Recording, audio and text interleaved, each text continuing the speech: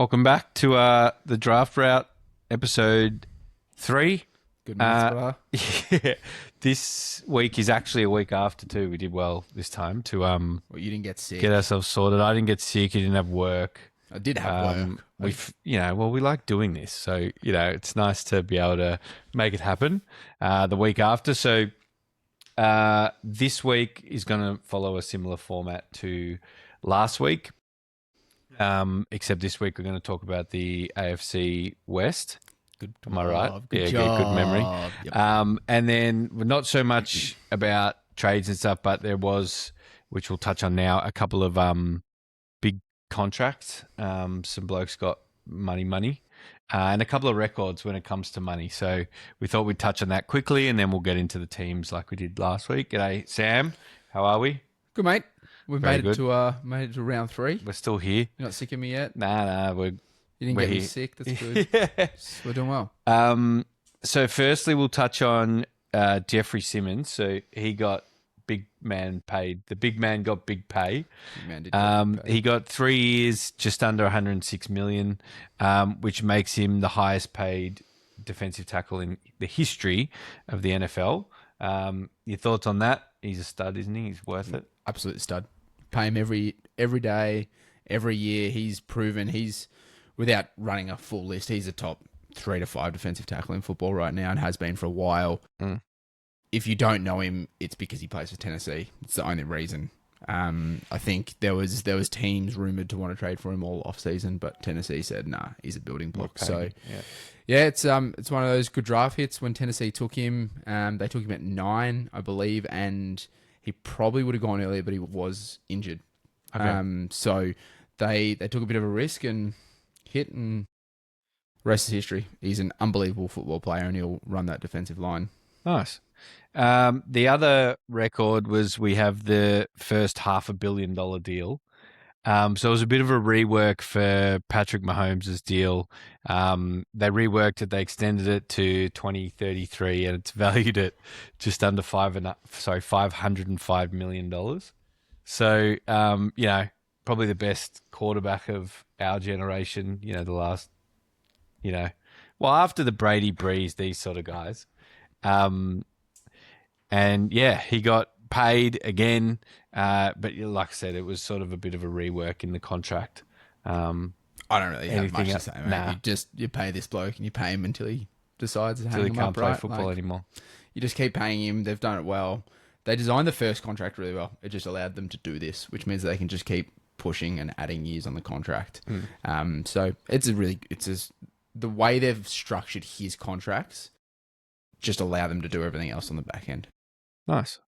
And then lastly, after our podcast last week, where we talked about Brendan Sorsby then going to back into college, getting 2-week suspension, he then comes out literally the day after we filmed this and 8 said, hours. Yeah, and said, I'm nominating for the supplementary draft.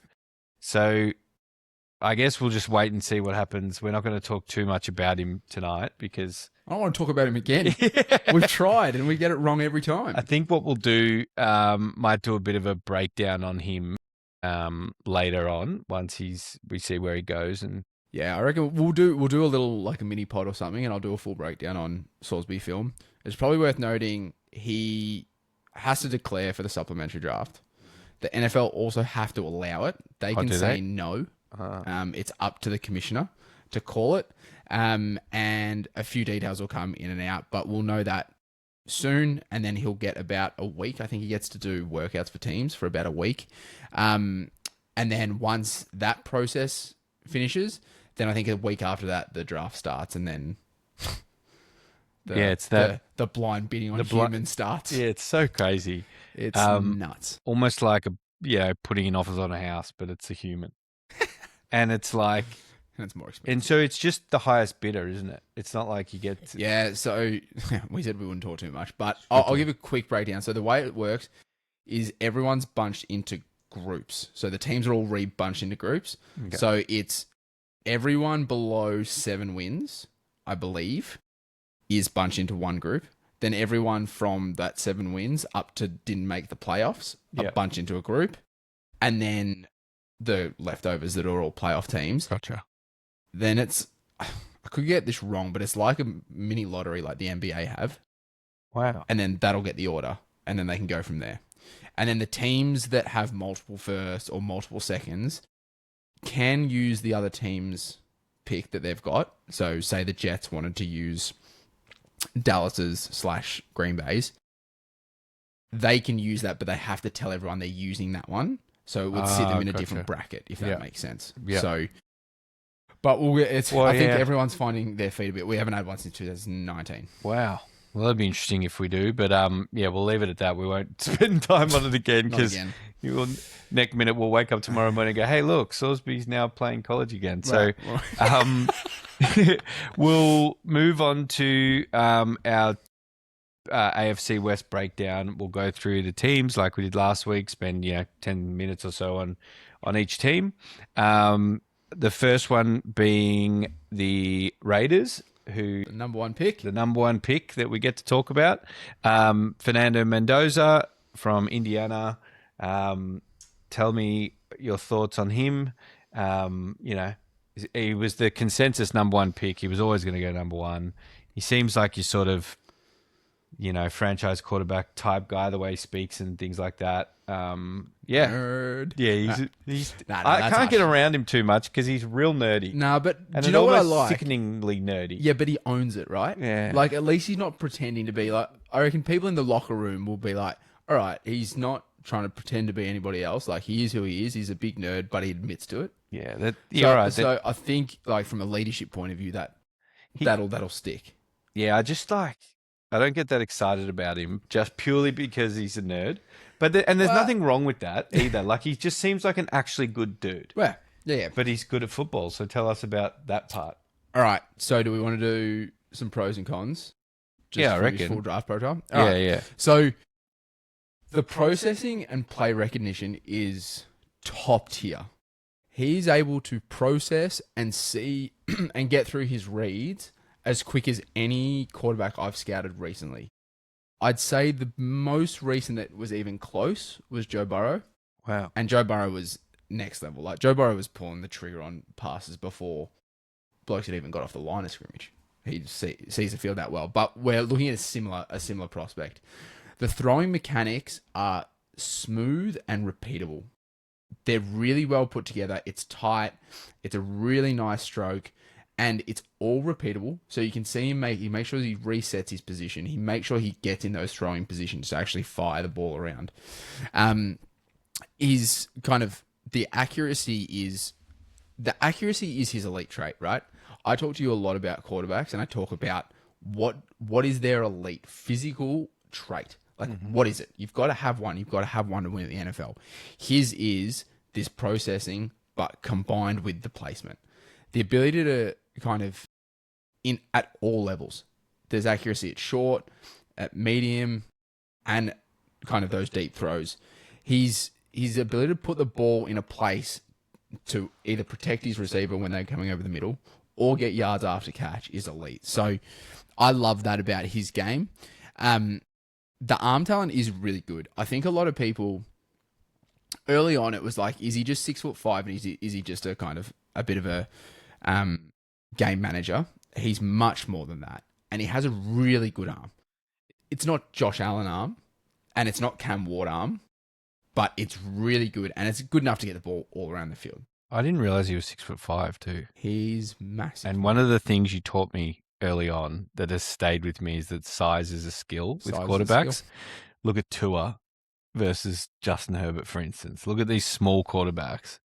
And so him being at 6'5", smooth the way he is a big plus. Oh, it's a massive plus. And he moves really well for a guy of that size as well. And he's not Josh Allen athletic, but he moves inside the pocket really well. We talked about it similar with Ty Simpson's last week. He's also got that ability to just shuffle, move to the left, step up, slide back, and find passing lanes all around the field. Now, is there weaknesses? Of course there is. There's outside of structure, I don't think he's going to beat you. Like, Cam Ward was the big, like, Aaron Rodgers run out the back side, make throws on the run, flick the wrist. That's not his game. But that's cool. He's going into a Clint Kubiak system, which is a lot of heavy play action. So he's going to be turning his back, looking up, and then he's going to, similar to how they had, well, they don't have the receiver of JSN's ability, but there's going to be a lot of those medium kind of level routes coming across where he's just got to layer a ball in and let them get the yards after catch. So I think he does squint a little bit with interior pressure, which in his defense, all quarterbacks do. So when you say squint, what does that mean? I think when pressure's coming interior, he's bracing himself to be hit, and he wants to get it out. I'd also want to get it out if I was getting hit by a 350 pound man. So, I think they're kind of a few of the ones, and he's not an elite athlete by any stretch. So he's not going to go out and get you 25 rushing yards, but he can if he needs to. I don't know if he can get 25. No, sorry, not 25, but if he needs to. Short yardage, he'll run over blokes because that big play that happened in the championship, and he just run over blokes, which I really like. So he's a good number one pick. Is he a number one pick in the 2024 draft with Caleb and Daniel and Drake May? No. But in most years he is. Yeah. And he's a comparable prospect, even different from a grading point of view as Ward was last year. And the Raiders needed it. Everyone knew they were taking it. Oh, you just take it. Like, we can have arguments all day about the best way to build a team, whether it's quarterback first or whether it's team first and quarterback later. We can have that debate till the cows come home, right? But when you are at one and there's a bloke worth the number one pick, take him. Interestingly, they took Kirk Cousins as well. How do you see that playing out? Do you think Mendoza doesn't start straight away? Or do you think Kirk's there to sort of, that Fernando's going to start, but then Kirk is there to sort of help him along? How do you see that playing out? I think Kirk starts because Brady's there. Yeah. And Brady's made it very obvious to everyone that he believes that quarterbacks should sit. He's been quoted saying that 1,000 times. Now, I don't know if I agree with it. And I think Mendoza is pro-ready. Like, that's his style. And if he outplays Kirk Cousins, maybe just get him in. Yeah. Right? But I think Kirk will start. They're gonna, I'd say somewhere halfway down the season. I don't have their fixture, so I don't know when he starts. But mid-year, maybe. Give him 8 games. Or if they're flying, for whatever reason, leave him in there and just let him come in. But I think he comes in somewhere in the middle half of the season would be my guesstimation. Beauty. Well, we'll move on to their round 2 pick, Traden Stucks. Good. Stooks? Traden Stooks. We've got our little cheat sheet up here, and I'm pretty good with the names. Safety out of Arizona. Yeah. Tell us about him. I know you like him. I love him. Like, safety, hybrid, Swiss Army, nickel. Like, there's film of him playing corner, strong safety, free safety, and nickel. Wow. He can play everywhere. When it was on my list of players to go through, I actually had him in the corners. And I watched it, and I was like, nah, he's got to go in as a safety. Because he's going to be used in those dime nickel packages. He has elite speed. He ran a 4.33, I believe, at the combine, which is fast. This is quick for NFL players. For normal humans, it's lightning. Yeah. He has really good size and length. He's about 6'1", maybe 6'1.5". As I said, he's got film in man. He's got really good zone reps, and he takes the ball away, and he thumps blokes. Nice. Right. He was a late climber as well. I'd say a couple months out, he was probably, people were like, oh yeah, this Traden Stooks, he's got a bit of talent. Then he went and ran a 4.3 at the combine. And everyone was like, we're going to have to relook at this, I think. So, really, really good football player. Some of the weaknesses, like, I think I've written it as a weakness, but I think he's going to be a safety. He can play outside, but I wouldn't be putting him outside. Let him play safety. Probably somewhere in the box as a strong safety.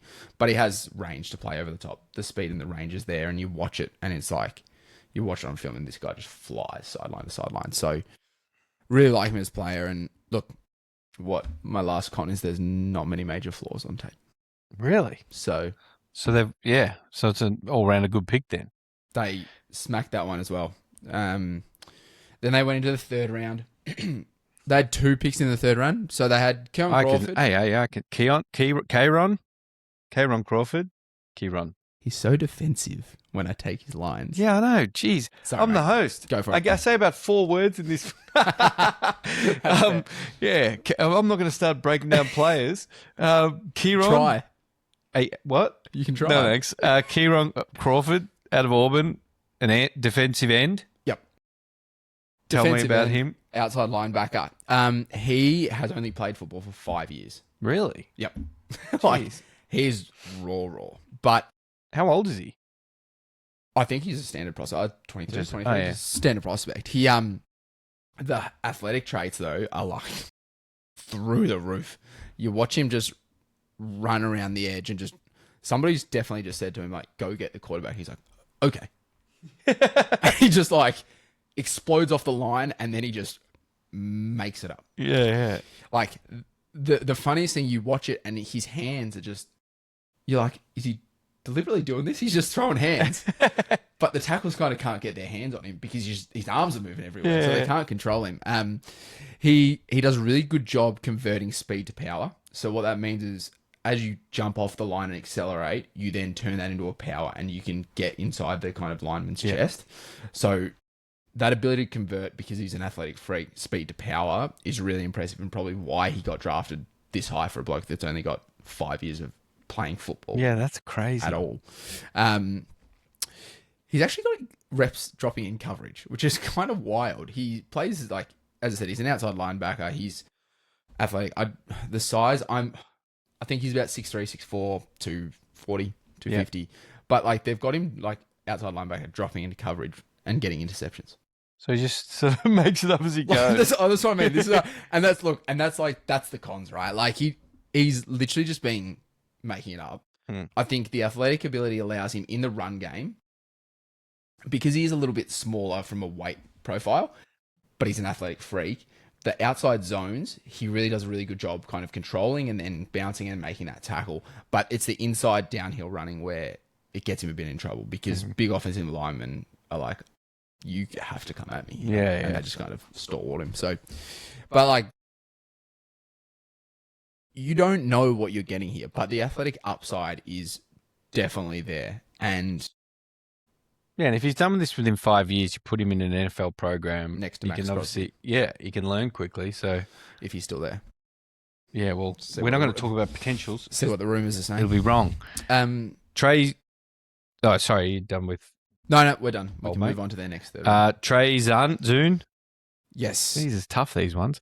Out of Texas A&M, a guard, with their other third-round pick. Do you want to give me your guard breakdown? Nope. No, look, this is a guy that's played a lot of football. He's played somewhere in the three-ish, four-ish full seasons of football, so that's about 50-odd games of starting football. He actually started and has played a lot of football at other positions, but he is best fitted to play on the inside. So at centre and at guard, I would say he has a strong anchor in pass protection. But in the run game, he's 6'5", but he's lighter. Like, he's 300 pounds. So at 6'5", it's great size, but he is a bit lighter. So he can kind of... He gets pushed around a little bit and because he lacks a bit of power in the run game. So I think right now, he's on more of the developmental side with better pass game input and is lacking kind of in the run game. Okay. But he is transitioning to centre, which will be interesting to see how he goes. So, nice. But they'll develop him, and I think he plays guard for them, though. They've obviously signed Tyler Linderbaum, so I think they shift him into guard. Nice. Yeah. The next one was a big, faller.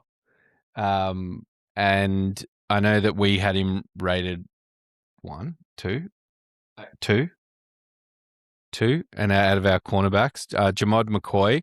I remember on second day maybe, I was like, why is Jamod McCoy still there? Why is and so yeah, do you want to explain a little bit about why he fell? But also, I know that you love this player. So yeah, tell us a couple of things. He's about one of that. my favorites, and you know that I like scouting corners anyhow. I have the utmost respect for corners. I think it's the hardest position outside of quarterback to play in football, and there's an argument to be paid. It's a top 5 hardest position to play in all sports.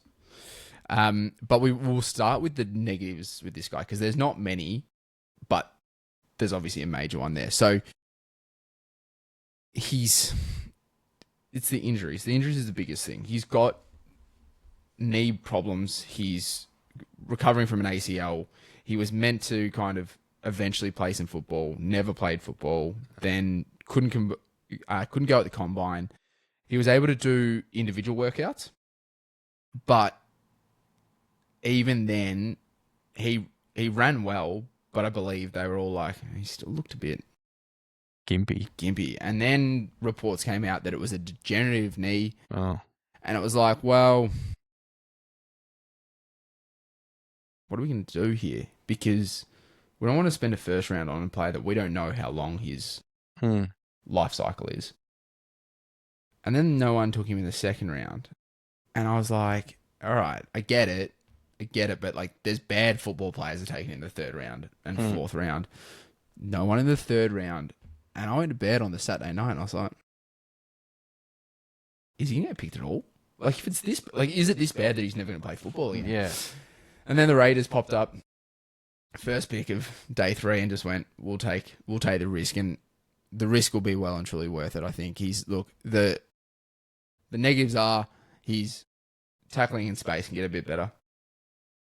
There's not many bits of footage of him blitzing from a nickel position, and that's it. Yeah. Tell us about the positives. So now I'll tell you all the positives for what he's going to do to get paid. He's elite in man and zone. He has such elite physical ability that he gets to run around the field at about 85% and chase blokes. And as soon as the ball comes, he can just accelerate 15%, make a play on the ball. He has he's got really good smooth hip transition. So he can go from his back pedal into full sprint really, really easy. That transition point's really, really easy for him. There's elite ball skills. So when he gets a chance, he takes it away. I think I mentioned on one of our favorite picks in the earlier podcast that when he takes it, he's also wants to take it to the house. He's really patient.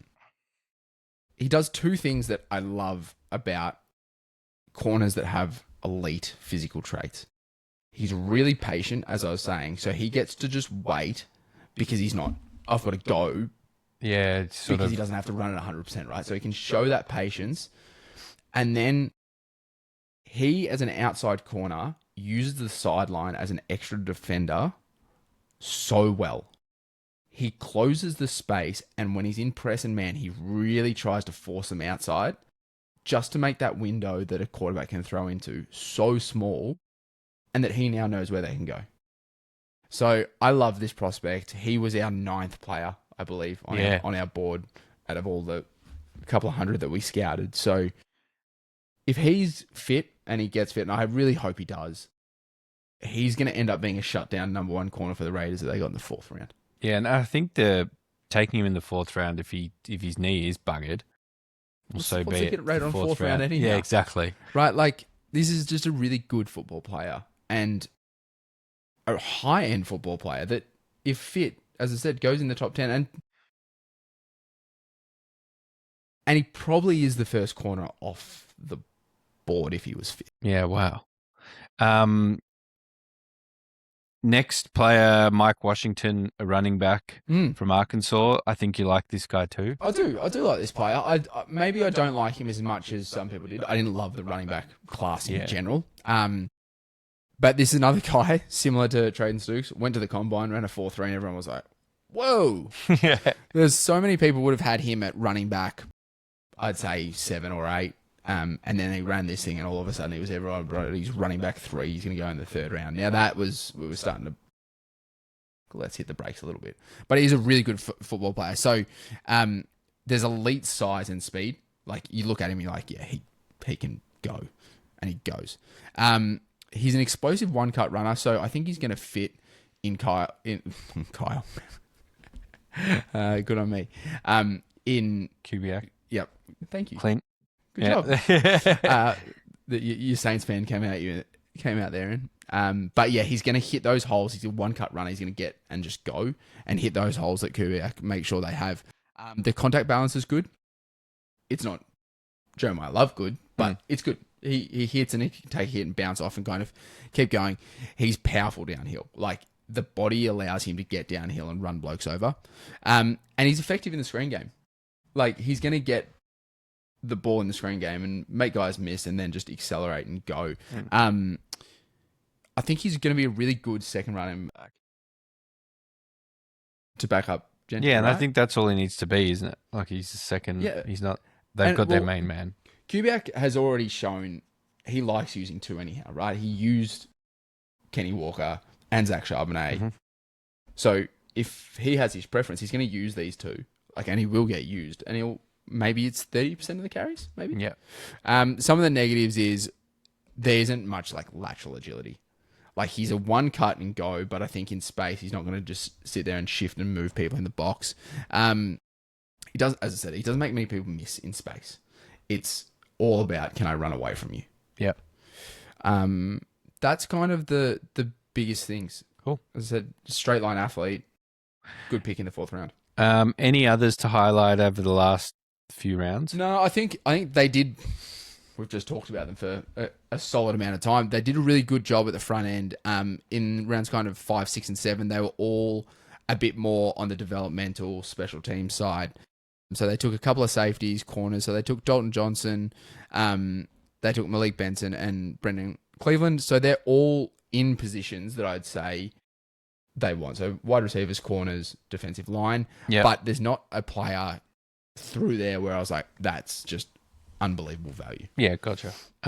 So just to wrap up, your grade of an A. So out of all the teams that we have done so far, you like them the most, which is the first A on the board. They're substantially the best draft that we've gone through so far, and Nice. it's going to end up being up there. I really like their draft. They did a really good job. They got good players, especially their first 6 odd picks.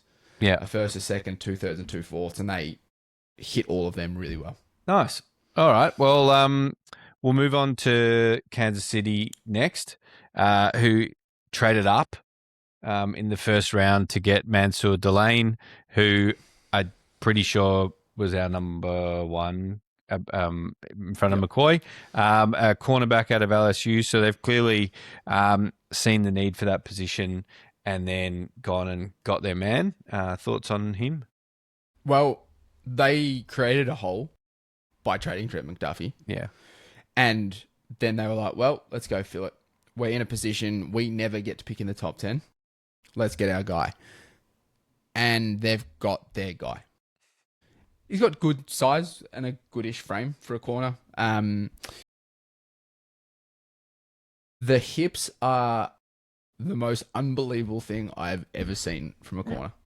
Hips.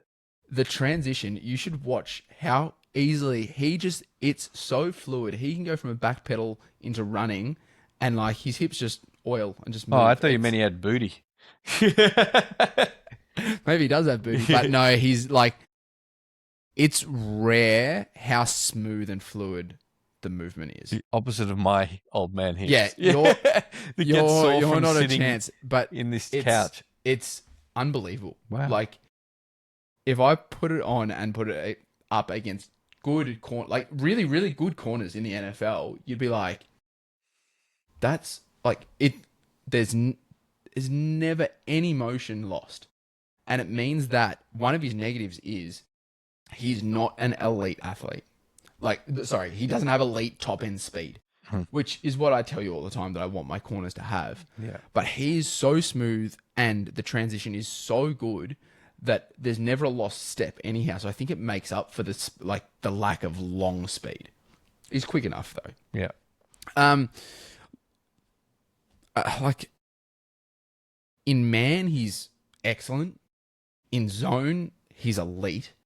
And that's what I said to you. That's why I said if he not falls, but if he's there at 8, I said that it would be very hard for the Saints to turn him down. Yeah, he did. Because he is so elite in zone that in Brendan Staley's defense, he would have been Sauce Gardner. Like, Wow. he just would have been the perfect fit. And now he's going to go to Kansas City and be an unbelievable fit playing man and zone. They love playing man, and his press skills are excellent. So, in terms of the rest of his cons, look, we've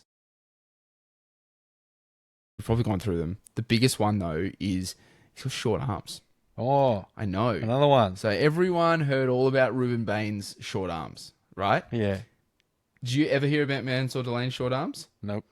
They are proportionally similar Really? in them as outliers. So it's very odd for how I look at corners to have a corner who doesn't have elite speed, just really good speed, and doesn't have long arms. Because I think it's a really important part of playing corner is being able to get your arms out and actually break on balls, right? He That's must the have biggest thing. exceptional movement then, But- you said. All that said, he was still our number 1 corner this year. Yeah. And I just love the pick. It's a perfect fit. It really is. It's perfect. And in Steve Spagnuolo's defense, he's going to be number 1 corner. And it's going to be a great pick by Kansas City. So I love that. I love that pick. Well, Chiefs don't miss again. They had another pick in the first round. They took Peter Woods out of Texas Tech. Tell us about this man. Yep. Defensive tackle that at the start of this college season, he was going to be a top 10 pick. He has all the physical traits you could ever want from a defensive tackle, right? Like, there's an elite first step explosion. He can just, like, snap off the ball and just burst through the hole. The athleticism for his size, he's 6'3", 330, and it just looks like he's a normal sized human. But he's not. Yeah, He's yeah. a freak of nature. He's got excellent hand usage. His hand usage for a defensive tackle is as good as you'll see. He has the ability just to swipe, go, move. He has these strong arm over moves that are just awesome. Like, I really liked watching the Peter Woods tape. The athletic ability as a defensive tackle allows him work in those stunt games that we talked about. So he's really good wrapping around and coming outside. He actually has some really good reps at defensive end even. Oh. Alignment, as I said, you could probably line him up. If you're playing in a scheme that goes from a 3-4 to a 4-3, he could probably line up as a 3-4 defensive end as well. Similar to how they used to do it with Aaron Donald a little bit. And he's obviously bigger than Donald, but that's what they used to do. And in the run game, he's really good. Like, he has a really good, strong anchor. He can anchor at that position on the line and just not get moved. And when he hits the defensive back, they absolutely know it. Wow. Some of the kind of negatives on his end, look, he a little bit undersized on a frame end. He's not 6 foot, but I think he's 6'2", 2.5. He's big enough. Like, I don't think it's a big con, potentially. He can get stuck on the line. It's probably his one weakness is that when better guards get control of him with hands, because he is a bit smaller, they can start to control him in the reps. So, and look, that's kind of the negatives. He was our defensive tackle 1, equal with him and Caden McDonald, big Caden McPounder. And to get him at 29, I just think is just a really good draft pick. Look, they went, and we'll talk about it again in a second. They went defense, right? Yep. They're like, we've got Mahomes. Yeah. Let's just load up the other side of the ball, and we'll let Mahomes figure everything out. Nice. And then second round pick, they took Mason Thomas. Mason Thomas. Yeah, I thought that might have been a typo or something, but Mason Thomas. Yeah. What's his name? Can't be. What's funny? Is it R, as in like the letter? That's not his name. What? I knew that would get you. Yeah. That's why I thought it was a typo. Yeah. His name's R. He is Mason Thomas, the finisher from Oklahoma. He's similar. We talked about Cassius Howe last week. Yeah. As a no, sorry, we didn't talk about Cassius Howe. That's a lie. We talked about Romello Height. He's a bit on that smaller side as well. He's kind of 6'2", 240. He's an edge rusher out of Oklahoma. He has an explosive get off. Like, this guy gets off the ball. He's still laughing at this. I'm trying really hard not to. His name can't be R. It is. Well, for today at least, it's R. Oh, all right. Yeah, we can have a look. I'll control myself. What we'll do for the listeners is we'll go and find out what his real name is, and we'll tell him. I'm going to look while you talk about it. You're gonna look. Well, okay. So, R. Mason Thomas. He's an explosive athlete off the edge. He's going to rush around the edge. He wins. His name's R.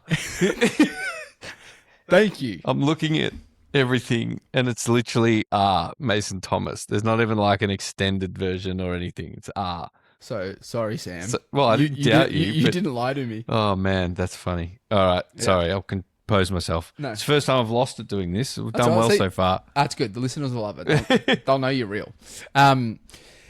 He's got back to the player. Yeah. He's got an explosive first step. It's like unbelievably explosive. They often set him up as out at like a wide 9, which is hand in the dirt, wider away from the offensive tackle, just so he can use that speed to really go. He's got really long arms, which allow him to control offensive linemen. He's kind of versatile as a rusher. He's not going to rush from the inside, but he's got reps kind of standing up closer to the lineman, pushed out in the wide 9 like we were talking about. He's got more power than I expected. Like, it's this 6'2" frame, 240, but when he converts speed to power, he like genuinely can put 6'6" tackles on their ass with ease. And when he gets to the quarterback, he wants to put them in the dirt. Oh, I like that. He did it often, ending games for Oklahoma by getting a sack, ending the quarterback. But like when he puts them in the ground, nice. They know it. So, but some of the cons, as I said, he's undersized. Once, similar to actually Peter Woods that we talked about, once an offensive lineman gets control of him, though, the smaller frame doesn't allow him to do much, so he can get pushed around. He's got limited ability to disengage, as I was saying just then. Because he is a bit smaller, he does struggle once they get a hold of him. And it means that he is a lot weaker in run defense. Okay. So he's average in run defense. He's very good as a pass rusher at this point in his life cycle. But that's what Kansas City will do. They'll get him on third down and say, go get the quarterback and get us off the field. Nice. That'll be his job. So I really like that pick. Round 4, we've got Jaden Kennedy. Yep. From Oregon, a corner. So they've gone a corner again. They did go corner again. And I think this one is kind of, they used to use McDuffie outside, inside. They used him everywhere. Yeah. I think they're going to want to use Mansour Delane just outside, but that means they have a gap where they probably need to fill from a slot corner position. And this is where this guy will fit. So, look, he's definitely going to be a slot corner. He has smooth transitions in his back pedal. He's got really good acceleration. However, he lacks long speed. And not like Mansour Delane lacked a bit of long speed. Like, he will get beaten over the top because of the lack of speed. He has really good hands. He takes the ball away really well. When he gets a chance, jump ball situations, everything, even though he's a bit smaller, he'll take it away. He wants to mix it in the run game. So, like, he'll come down and kind of hit, and that's why I think he'll be good nickel. Look, he's not huge, so he's not going to, like, I think he's 5'9", 5'10", and like 180 pounds. So he's undersized. So he's not always going to be there, but he wants to get it. He wants to get his nose kind of dirty in the run game, and he does a really good job diagnosing. So I think he's going to fit the slot really well. Obviously, we talked about the slender frame. He's also got short arms, and he lacks strength, especially at a high catch point against bigger wide receivers. So there's weaknesses and strengths, but playing him in the slot in their system, and just allow him to kind of play in there and do that job, I think it's a good fit. I don't think he should have gone there, but that's okay. It's a round 4 pick. I'm not going to kill them for that after they've nailed their first Yeah. three picks. We've then got, like, we might talk about their 7th round pick, but anything you wanted to say of the other two, Emmett Johnson and Cyrus Allen? Emmett Johnson, I really liked Emmett Johnson. He's a really good, well-rounded running back. He's got an explosive first step, and he has elite quickness, like lateral quickness. He like, boom, Yeah. like it's, and you're like, whoa, like it jumps off you as soon as you see it. Excellent vision. He's slippery through contact. So even though they make contact, a bit like, you know how when we watch Kamara at his best, he kind of just still gets hit, but he kind of can slip through that and still keep going. The jump cut ability, obviously with that lateral quickness, can really press a hole, jump cut, and go. Like it's really clean to watch. He creates in space. So we were talking just before about Washington, who probably doesn't create as much in space. This guy creates a lot in space and keeps making blokes miss. Like there's footage of him kind of running 20 and then running the whole way across the ground and then turning up again after he's beaten blokes. So in terms of cons for him, bit more of a linear frame. He's not a power back. Like, you're not going to come here and just push the pocket for 3-4 extra yards here and there. As I said, he has really good speed, but for some reason he gets caught from behind more than I'd like. Okay. And he has on film like 40, 50-yard runs where he takes it to the house. But there's also other ones where he just gets caught from behind. I don't know if it's long speed, if he tires out. I don't know. But he's going to be a really good second option to Kenneth Walker. Oh, nice. Round 7, they took Garrett Nussmeier, which, you know, a couple of years ago, people were talking about him maybe going in the first round, maybe even pick 1. We did speak about him a little bit on our first podcast, but if you want to just run through him quickly. Yep. Son of a coach, and he plays like it. He's a great processor. He works through his reads really quickly. 1 to 2, 2 to 3, 4 to 5, check down kind of thing. Like, he's really good at that. Like, you can tell he's a child of a kind of offensive coach. He's got really good accuracy, I think, at especially short, intermediate levels. The arm strength is good, not great. And you can see it a bit on deeper balls, especially the ones more outside the numbers. He's tough. He's so tough that it's probably cost him a lot of money. Really? He played a lot of the season injured, and he just didn't want to, like, he just wanted to play. And it definitely hurt his draft stock. Like, he's a 7th round pick. He was our 3rd quarterback. Yeah. Like, I even though he didn't have a best season, and yes, he wasn't a first rounder, I still gave him a top of the 3rd round grade. He should not have gone here. No, that's what another one we were watching slide. I just think the Chiefs have done they've got an asset that shouldn't be around 7. They don't need quarterback, but they do need a long-term backup. And if he gets to learn from Mahomes and he can run an NFL pro style offense, which he definitely can, then if anything happens to Mahomes for a game or two, they've got this guy that's going to be able to run the system and they'll be okay. Yeah. Right? And then if he shows that he's good enough in 2, 3 years, 4 years time, if he leaves or they can trade him, or if he leaves and he gets starting money to be a bridge quarterback or a trial quarterback, they'll get something back from him anyhow. So, smart bit of business. I think it's really smart business. He has weaknesses. He's average size. He's 6'1" at best. He, as I said, doesn't have great arm strength. It's good. It's not great. I don't like that he drifts back in pressure. Like, he keeps going back. And what that can cause is, you know how an edge defender has to come around the edge? If he keeps coming back, it just ends up being a straight line. Yeah, gotcha. Right, so I don't love that. But I also don't know if he was doing that because of injuries and he just didn't want to get smashed. So he was just trying to buy as much time as possible.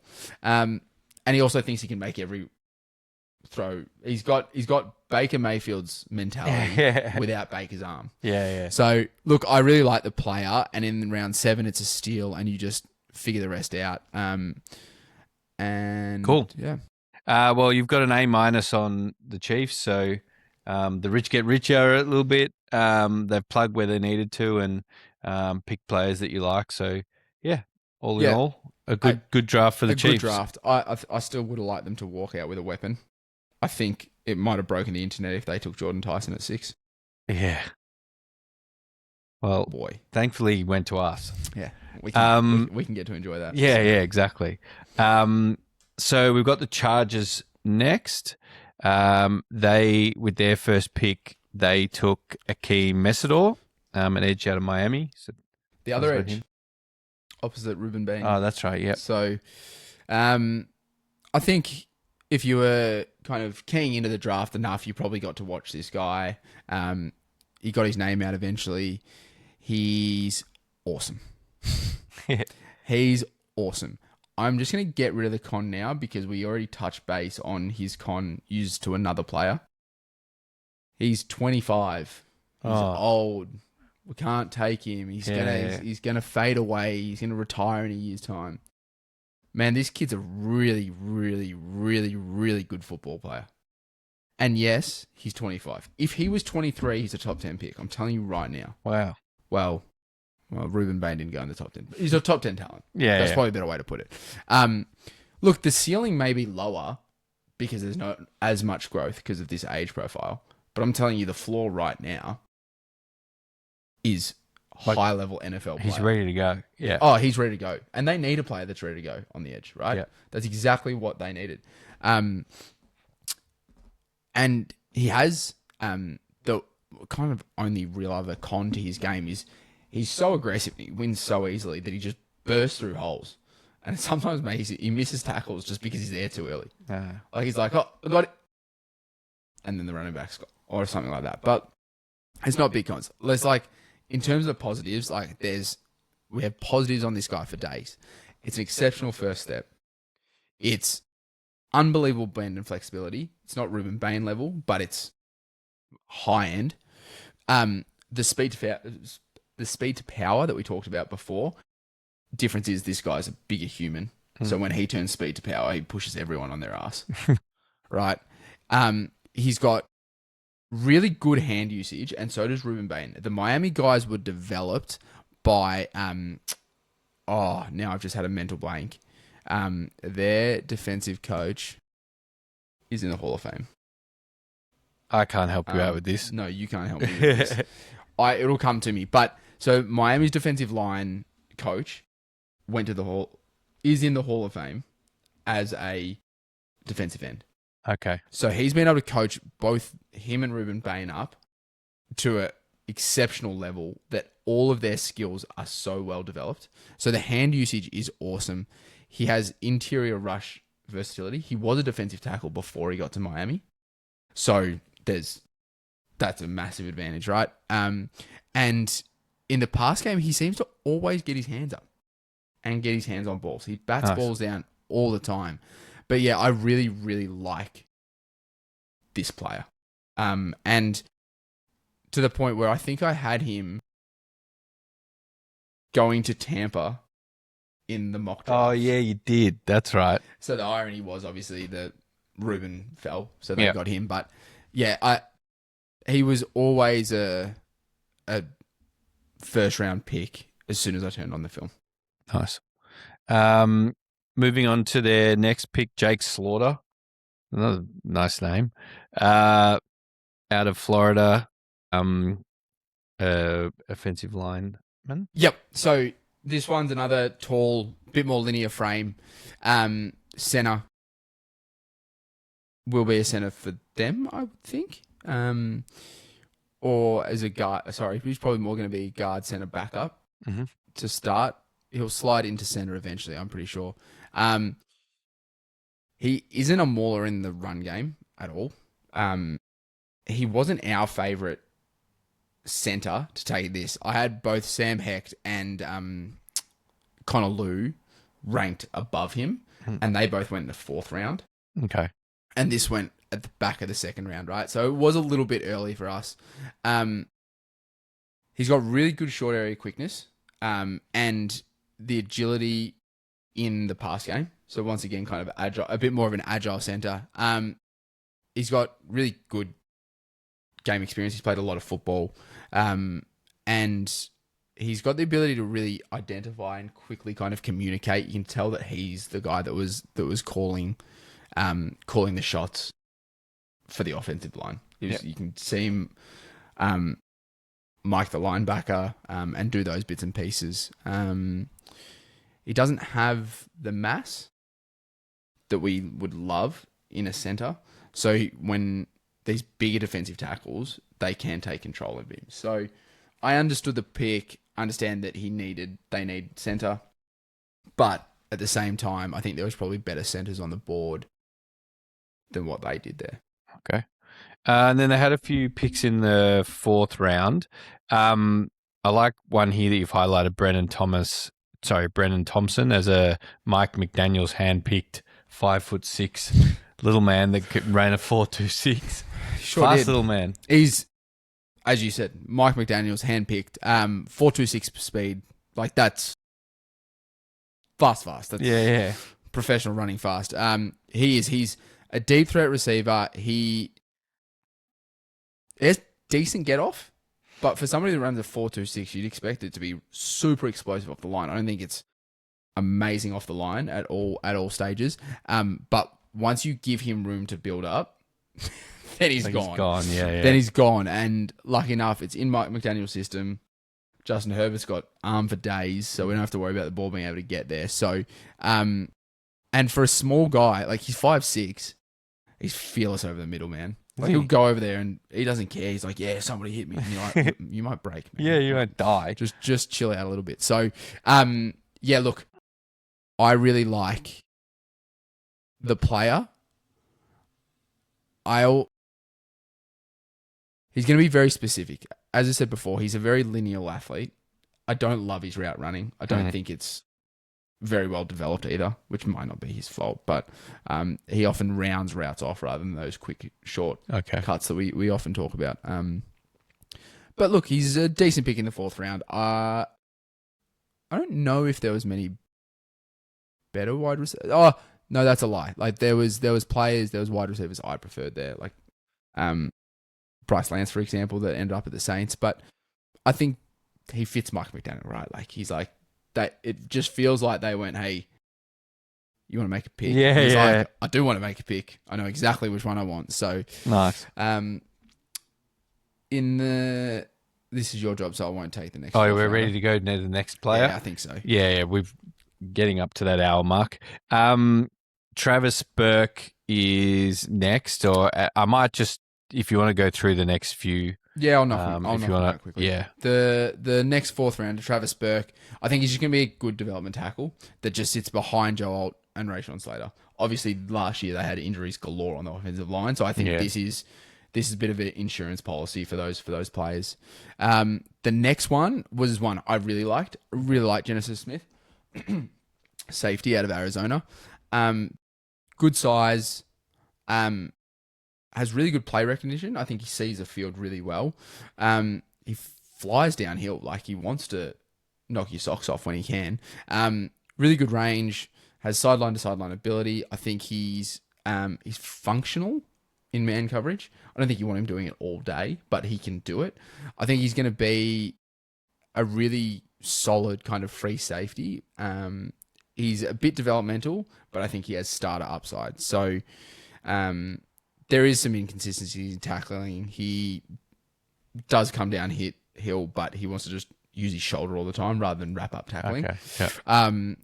And I think he does bite a little bit on some misdirection in the run game as well. So, but in the fourth round as a safety, I do like the player. So he was in our top 10 for safety. So that's about it. And then kind of round 5 and 6, they just mostly D-line and O-line depth that they were going after with Nick Barrett, defensive tackle, Logan Taylor, and Alex Harkley, who are both guards. So, yeah.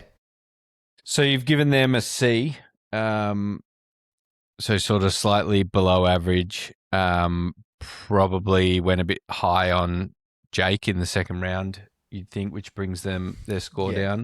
down. Not like a terrible draft, but just, No, not the best. I think it was just underwhelming. I think they got Akeem Messidor, and I was like, they're gonna fly here, and it was just kind of all downhill. It was a bit like when we were talking about Arizona last week. Hmm. I didn't love what they did after the first pick. Yeah, First sure. pick really good. Didn't love everything after that. So yeah, Okay. And lastly, the Denver Broncos, who first their first pick was in the third round. They traded for Jalen Waddle, which we like. We like Waddle. do we? Yeah, I do. What do you think about it? I've talked for No, I think hours Jalen here. Waddle was a really good pick for them. I love Sean Payton and I trust what he does. I rate the player. I think he was in a shitty situation last year in Miami. I think, again, with Sean Payton at the helm, I really like that. I think they needed another receiver. Like Cortland Sutton's good, but I think they sort of needed that. He needed more help than the guy I have in fantasy that his name has gone. Sounds like. What are we talking about? Their second wide receiver last year. Washington. No, for Denver. I've got him in fantasy in my dynasty Cortland Sutton. No, Cortland Sutton after him. Troy Franklin. Troy Franklin, that's it. So I think he's Waddle's an upgrade. Cortland Sutton's a great player, but I think they feel the need. I think Bo Nix is a great quarterback, so I think that's a good trade to make. Agreed. Yeah, and so if you want to move on to the draft picks, so they first took in the third round they took Tyler Onyedem. Out of Texas A&M, a defensive tackle. You want to talk about him a little bit? Yeah. This is a Sean Payton pick, right? He's, for however many years he was at the Saints, we took defensive line or offensive line in the first round. So consistently. The kind of ones that weren't was like Brandon Cooks and Marshall Lattimore. The rest are just, you can see it. That's what he does. He builds from kind of the inside out. This guy's got a really good get off. His first step is really good. He's explosive. He gets into the chest of offensive linemen really, really fast. The length is really good in the run game. So I think he's able to use his length and actually control the point and really disturb kind of players in the run. Another one that has an ability to kind of convert that speed into power and control, and that's what comes with these athletic freaks playing inside, is that you get that conversion. He wraps up really well as a tackler, and he has the ability to use his long arm, which is where he can actually just extend that arm and really control. He is a little bit slight of frame, and you can see it in the run game. Even though he's strong, he's a little bit on the smaller side as well. I think he's more of a penetrator than an anchor. Okay. And what that means is he's going to explode through the gaps and make plays on the ball carrier, on the quarterback. But I think when his job is to actually stand there and just control the line and let a linebacker come through the gap and make the play, I think that's where you see him get pushed around a little bit. Mm-hmm. He does stand up a little bit. We talked about kind of losing leverage. It does happen to him a little bit. And probably doesn't have great production from a sacks and kind of thing, but it doesn't necessarily bother me too much. So I like that pick. It was a good way to kind of start your draft, a solid way to start your draft. They then took Jonah Coleman, running back out of Washington, who I think you really liked. Yeah, I do like Jonah Coleman. I think he's, with a lot of these running backs from this draft, I don't think he's a running back one. No. I think he's more a high-end RB2. He's got really good vision. He reminded me a little bit from kind of footage and how he's built, a little bit of Mark Ingram. He's decisive, one-cut runner. When he sees it, he goes. He knows where he wants to go. As I said, he's got that compact marking room kind of build, bit of a bowling ball kind of build. He's got strong contact balance. When he gets hit, he doesn't go down on first hit almost ever. He's in tight spaces. I think he's really effective. I think he can get in, get out, jump in, jump out, get you 3 or 4 extra yards when there probably isn't there.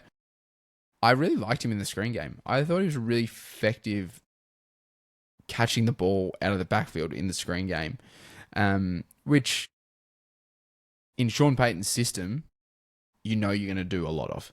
I think every one of his running backs have all developed the skill. He's had running backs that he's used just as screen. So he's a really good fit for them, which means he can be used 3 down anywhere. So, yeah, look, I liked him. I don't think he's got long speed. No, not that I don't think. He doesn't have long speed. But a lot of kind of NFL people will tell you, well, but how often do you really go and break 30, 40, 50 yard touchdowns anyhow? Yeah. If you're going to get yards, if he can get me 10, 20 consistently, that's all you need. That serves as bigger purpose. So, yeah, good football player. And sort of the next few, so Cage Casey, do you have much to say? Yeah, just he's a developmental offensive tackle. Okay. As I said, these are the guys that Sean Payton takes swings on. He backs himself to develop offensive line. Yeah. So it's fine. And Justin Jolly in the 5th tight end. Yeah, I like Justin Jolly. I think he's going to be used as a weapon. Like Evan Ingram is obviously getting older. Sean Payton keeps mentioning the word Swiss Army knife from an offensive point of view, which I think he's starting to just bait the media, to be completely honest. I think he's just messing with people because that's what he likes to do. But Justin Jolly's he's not the biggest tight end. I think he's about 6'2.5", 6'3". But he's got a really well built frame. Like it can take contact. It's going to take the NFL really well. He's a really good route runner. He has the ability to really break those and snap those routes off, both inside and outside. He's got strong zone awareness, which is you really need as a tight end, right? So you're going to be running a lot of routes and then needing to settle them down into a soft spot in the zone. He does that really well as a receiver. He's effective as a seam threat. So I really like when he runs a seam, which is a vertical route from kind of a inside placement. Mm-hmm. He does this little wiggle thing where he wiggles it to kind of find a little gap, and then he gets back into it. So he never runs his route in a direct straight line, which I think really makes it easier for the quarterback to throw those routes. And he's got really good reliable hands. In terms of negatives, as I said, he's slightly undersized. I think the speed is more build up than it is acceleration. Yeah. He's limited as a yak ability. Like he's one of those guys I don't think for whatever reason he's got massive wiggle after the catch. So he gets the ball and he'll get you yards after the catch, but it's in a straight line. It's just trying to run away from people more than anything. And the inline blocking isn't what it should be. But as a 5th round pick, really good pick. Like nice. I really like that. And then anything from the 7th round? Not really. They've got the Broncos have obviously a very good roster. So round 7, you're looking for developmental upside and probably special teams upside as well. So they've gone and taken Miles Scott, a safety out of Illinois. Don't mind the player. Dalen Bentley, another tight end, and Red Murdoch. So that's kind of their round 7. They're all kind of developmental players. These players will be lucky to make the roster just because it's such a deep roster. Nice. So just to wrap up, they are a C+, so just sort of below average. But, it's probably average-ish. They didn't have a pick until the 3rd round. It is average. They made a good trade. Exactly. I gave that without of course. the context of Jalen Waddle, right? Yeah. I've just done it based off the picks. If I took Jalen Waddle, my 2 cents, they've got a number 1 wide receiver who can line up all over the formation. He stresses the defense at every level because of his speed, his route running, his ability to catch the ball everywhere. And when he gets the ball in his hands, he's going to go. And that's what they needed more than anything. And they weren't going to get... There's a reason why Jalen Waddle was a number 6 pick in his draft. Yeah. That player was not going to be... For as much as we love Denzel Boston, he's not this player. Yeah.